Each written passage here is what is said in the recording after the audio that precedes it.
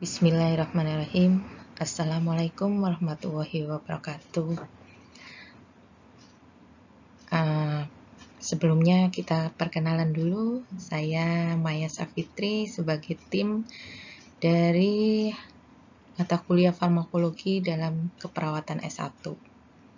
Untuk pertemuan kali ini kita akan belajar bersama sharing materi tentang efek samping obat dan bahaya penggunaan obat pada pasien. Bagaimana? Sudah siap untuk mendengarkan dan memahami apa yang nanti saya jelaskan? Oh ya, untuk pertanyaan nanti bisa disampaikan di forum yang ada di Skalsa. Baik, kita mulai untuk pembahasan materi pada pagi hari ini. Yang pertama adalah proses efek samping obat. Di sini akan mempelajari tentang bagaimana efek samping obat bisa terjadi, bagaimana perjalanannya sehingga terjadi efek samping. Yang kedua adalah macam-macam efek samping obat. Di sini akan membahas tentang klasifikasi efek samping apa saja yang bisa timbul dari konsumsi obat yang sudah dikonsumsi oleh pasien. Kemudian yang ketiga adalah bagaimana pencegahan efek samping obat agar nantinya tidak terjadi efek samping yang bisa membahayakan kesehatan. Untuk pokok bahasan ini saya rasa menarik untuk dipelajari ya. Baik, kita lanjutkan slide berikutnya. Dimulai tentang definisi atau pengertian efek samping obat atau biasa disingkat ESO. Nah, untuk efek samping obat menurut WHO adalah tiap respon terhadap obat yang merugikan atau tidak diharapkan, baik dosis yang diberikan untuk profilaksis, pencegahan, diagnosis, ataupun terapi atau pengobatan. Di sumber lain juga mengatakan bahwa efek samping obat adalah setiap respon obat yang merugikan dan tidak diharapkan terjadi karena penggunaan dosis atau takaran normal pada manusia untuk tujuan profilaksis. Terjadinya proses efek samping. Nah, di sini kita akan membahas bagaimana efek samping itu bisa terjadi. Yang pertama, misalnya kita minum obat. Kita tentunya minum obat adalah bertujuan untuk memberikan khasiat, menyembuhkan penyakit yang kita rasakan atau yang kita derita. Nah, setelah diminum, nanti obat tersebut akan diabsorpsi atau diserap oleh tubuh, kemudian didistribusikan atau disebarkan ke seluruh tubuh, dan akhirnya akan menuju lokasi sakit dan akan memberikan efek terhadap tubuh. Untuk contoh kasus efek samping misalnya pada obat rematik. Nah, di sini biasanya digunakan obat piroxicam. Nah, obat ini bisa meredakan radang dan nyeri persendian yang terjadi pada rematik. Namun, efek piroxicam ini mungkin bisa terjadi iritasi pada lambung. Nah, dari sini akan terlihat dua efek obat yang berbeda, yaitu tadi efek sebagai obat ya, meredakan radang dan nyeri rematik, dan ini merupakan khasiat atau efek utama. Sedangkan efek lainnya adalah iritasi lambung atau efek samping. Bagaimana? Sudah ada gambaran untuk penjelasan hari ini? Proses dari efek samping? Ya. Selanjutnya kita masuk ke klasifikasi efek samping obat atau macam-macam efek samping obat. Nah, efek samping obat itu tentunya berbagai macam ya, sesuai dengan jenis-jenis obatnya. Dan juga sesuai dengan si konsumen atau yang meminum obat. Karena akan berbeda-beda. Contohnya, yang pertama adalah reaksi akibat kelainan bawaan. Itu terdiri dari dua. Yang pertama alergi, yang kedua kelainan genetik. Kalau alergi itu reaksi akibat mekanisme imunologi dari individu. Jadi bisa saja si A minum obat alergi, kemudian si B ternyata tidak, itu akan berbeda. Kemudian kelainan genetik ini dicontohkan adalah sebagai perubahan farmakokinetik atau perjalanan obat, karena di tubuh kita berbeda-beda tentunya penerimaannya. Kemudian selanjutnya adalah akibat perubahan respon jaringan dari tubuh masing-masing individu.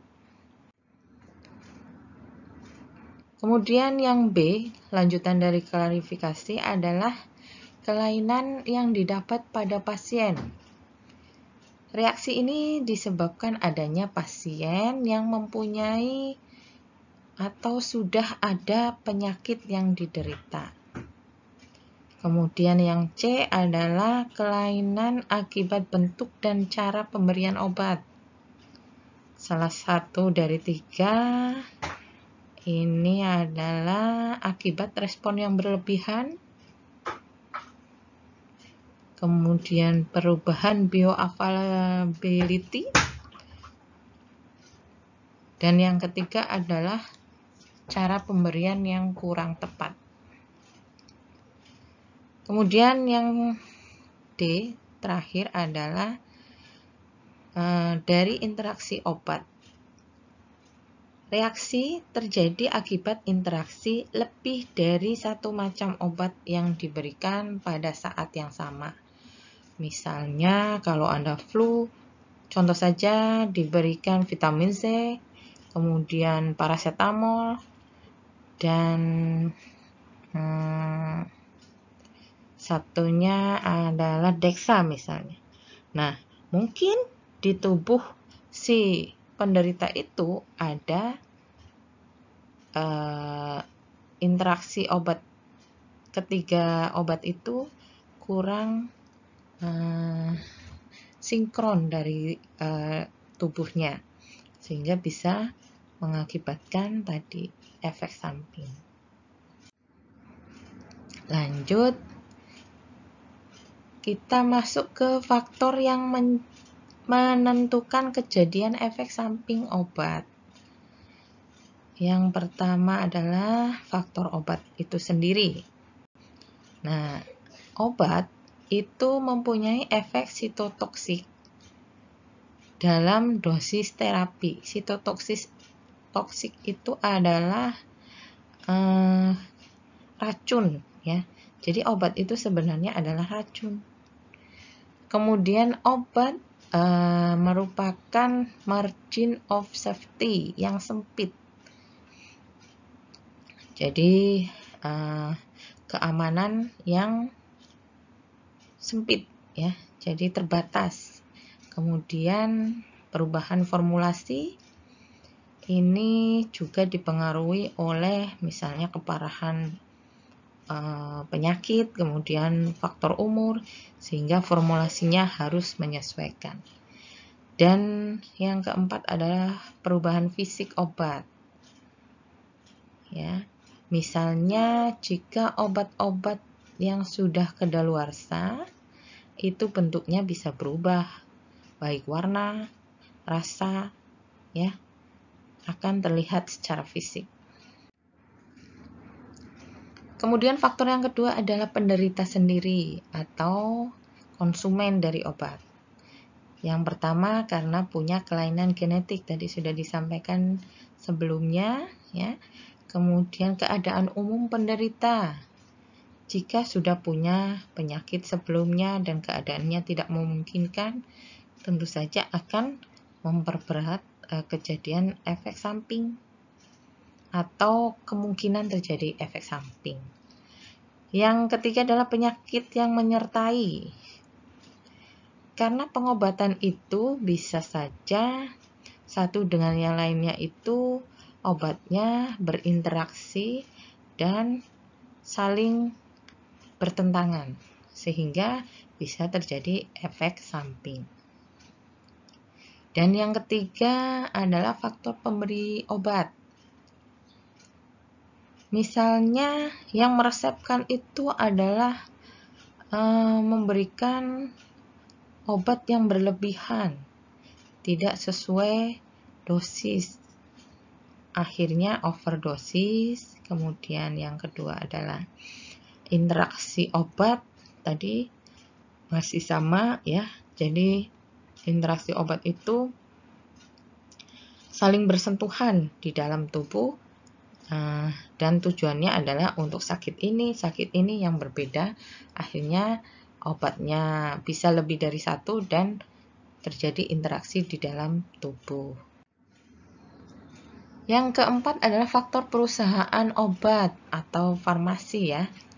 Nah, di sini perusahaan farmasi itu harus benar-benar memberikan informasi sejelas-jelasnya bagi dokter, karena dokter membaca semua etiket yang ada di dalam obat yang sudah diproduksi oleh perusahaan obat, sehingga informasi dari perusahaan obat itu menjadi satu-satunya informasi yang diperoleh dokter untuk meresepkan obat kepada pasien. Selanjutnya adalah menutupi kekurangan atau bahaya penggunaan obat. Nah, ini perusahaan obat harus benar-benar profesional ya. Jangan sampai menutupi kekurangan dan bahaya penggunaan obat yang sudah diproduksi, karena bisa mengakibatkan efek samping kepada pasien pengguna. Yang kelima adalah faktor regulasi atau perputaran dari obat sendiri. Regulasi bisa dari pemerintah, dari berbagai pihak yang berkaitan ya. Dan biasanya ini terjadi adalah peraturan yang terlalu longgar dalam pengadaan, distribusi, penyimpanan, penandaan, dan penggunaan obat.